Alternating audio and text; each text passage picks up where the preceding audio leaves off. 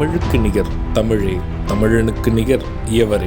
2 அடியில் நம்மால் எதுவும் செய்ய இயலாது என்று எண்ணும் மனிதனிடத்தில் 2 அடி குரலில் எதையும் நம்மால் செய்ய முடியும் என நம்பிக்கையை ஊக்குவித்தது திருக்குறள். வணக்கம் குழந்தைகளே. வணக்கம் பகலவன் ஐயா. இன்னைக்கான குறளை நம்ம பார்ப்போமா? ஓ, பார்க்கலாமே. சரி, பாடத்துக்குள்ள போலாம்.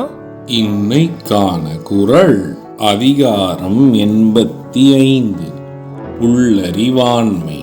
குறள் எண் 848. ஏவவும் செய்கலான் தான் தேரான் அவ்வுயிர் போவோம் அளவும் ஓர் நோய். ஐயா, நீங்க சொன்ன இந்த குறளோட பொருள் என்ன? இதுக்கான பொருள், பிறர் சொல்லியும் செய்யாமல் தானாகவும் உணர்ந்தறியாமல் இருக்கிற அறிவற்ற தன்மையானது ஒருவனை அவன் சாகும் வரை விடாது பிடித்திருக்கின்ற நோய் போன்றது. இதுக்கு ஒரு உதாரணம் சொல்லுங்களேன்.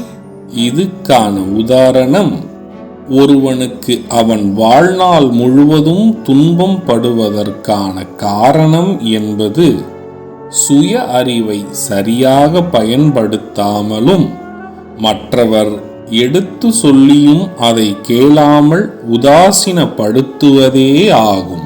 நான் சொன்னது உங்களுக்கு புரிஞ்சுதா தீரன், இலக்கியா?